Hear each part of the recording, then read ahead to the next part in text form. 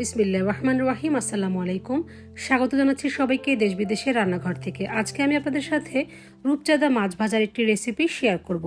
Normally আমি বড় বা মাঝারি সাইজের মাছগুলোকে যেভাবে ভাজি করি সেই প্রসেসটি আজকে আপনাদের সাথে শেয়ার করেছি। মুচমুচে মজাদার এই মাছ ভাজাটি আপনি পরিবেশন করতে পারবেন গরম গরম সাদা ভাত ছাড়াও পোলাওয়ের সাথে। ছোট বা বড় সকলের কাছে ভালো লাগবে আজকের রেসিপি। তো চলুন কথা না বাড়িয়ে শুরু করা যাক রূপচাঁদা মাছ ভাজা।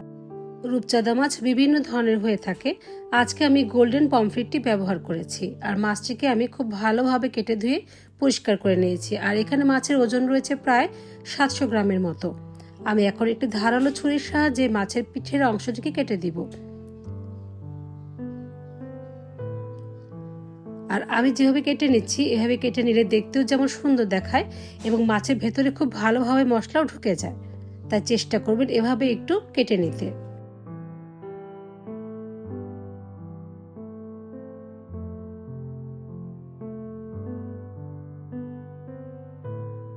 দুটো মাছকে আমি একইভাবে কেটে নিব।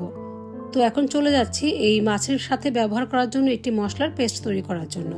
আর সেই জন্য প্রথমে দিয়ে দিচ্ছি 1 টেবিল চামচ পরিমাণ রসুনের বাটা, দিয়ে দিচ্ছি 1 টেবিল চামচ পরিমাণ আদা বাটা, 2 চা চামচ পরিমাণ শুকনো মরিচের গুঁড়া, 1 চা চামচ পরিমাণ হলুদের গুঁড়া, 1 চা চামচ পরিমাণ ধনিয়ার গুঁড়া ও 1 চা চামচ পরিমাণ জিরার গুঁড়া, আর দিয়ে দিচ্ছি 1 চা চামচ পরিমাণ লবণ।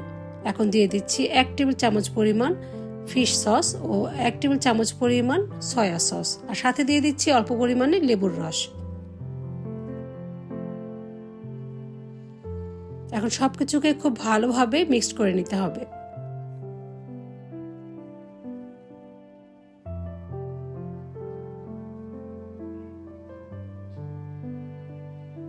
এখন দিয়ে দিচ্ছি 2 টেবিল চামচ পরিমাণ সরিষার তেল। তেলটি দেওয়ার পরে আবার সবকিছুকে খুব ভালোভাবে মিক্স করে নিতে হবে।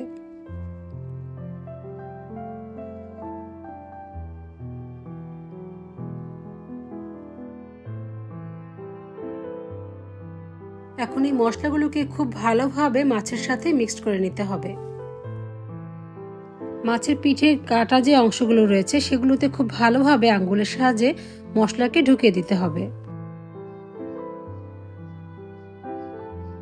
চেষ্টা করবেন এই কাজটি একটু সময় নিয়ে ভালোভাবে করে নিতে।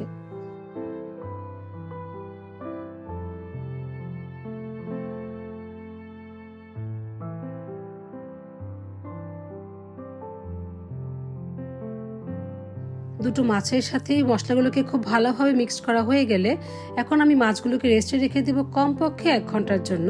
আর আপনার হাতে যদি সময় থাকে তাহলে 3 থেকে 4 ঘন্টার জন্য মেরিনেট করে রেখে দিতে পারেন। মাছগুলোকে মেরিনেশন করা হয়ে গেছে, এখন চলে যাচ্ছি মাছ ফ্রাই করার জন্য।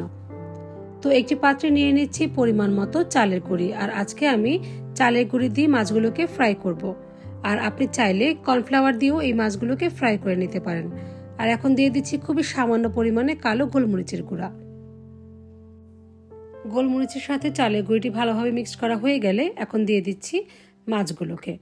এখন মাছগুলোকে আমি এপিট ওপিট করে খুব ভালোভাবে গুঁড়ির সাথে মিক্স করে নিব।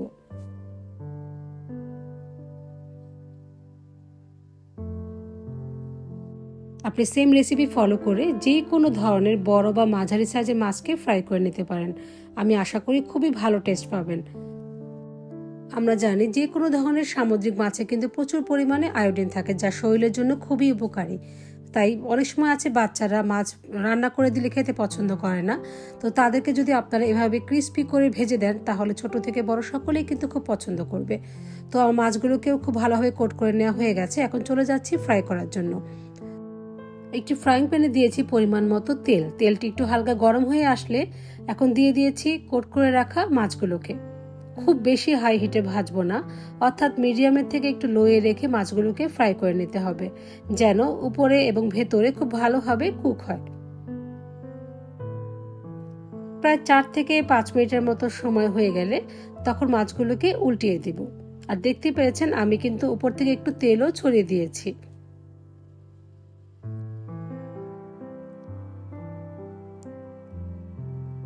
মিনিট 5 পর মাছগুলোকে উল্টিয়ে দেওয়ার পর দেখতেই পাচ্ছেন খুব সুন্দর কিন্তু একটি কালার চলে এসেছে।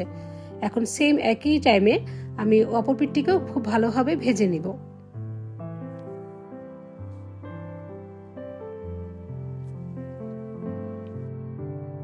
এখন মাছের পেটের অংশটিও খুব ভালোভাবে ফ্রাই হওয়ার জন্য প্রায় 30 থেকে 40 সেকেন্ডের মতো সময় নিয়ে এভাবে ধরে রেখে ভালোভাবে ফ্রাই করে নিব।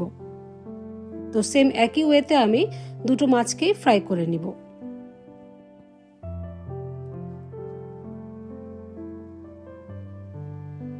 আমার রেসিপিগুলো যদি আপনাদের ভালো লেগে থাকে চাইলে সাবস্ক্রাইব করে আমার পাশে থাকতে পারেন, পাশাপাশি লাইক, কমেন্টস ও শেয়ারও করতে পারেন। আমি চেষ্টা করব ইনশাল্লাহ নিত্য নতুন রেসিপি নিয়ে আপনাদের সামনে হাজির হতে।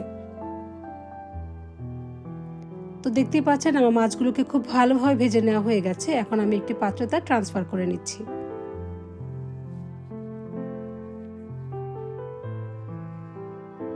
এখন মুচমুচে এই মাছ ভাজার সাথে পরিবেশন করার জন্য কিছুটা পেঁয়াজও ভেজে নিব। আমি মাছ ভেজে নেওয়া এই একই পাত্রে পেঁয়াজগুলোকে ভেজে নিচ্ছি। সাথে দিয়েছি বেশ কিছুটা পরিমাণে কাঁচামরিচের ফালি। খুব ভালোভাবে একেবারে গোল্ডেন কালার আসা পর্যন্ত ফ্রাই করে নিতে হবে। দেখতেই পাচ্ছেন আমার পেঁয়াজ ও কাঁচামরিচকে কিন্তু খুব সুন্দর করে ভেজে নেওয়া হয়ে গেছে। এখন আমি এগুলোকে একটি চালনিতে তুলে তেল ঝরিয়ে নেব, তারপর ট্রান্সফার করে নেব পরিবেশনের পাত্রে।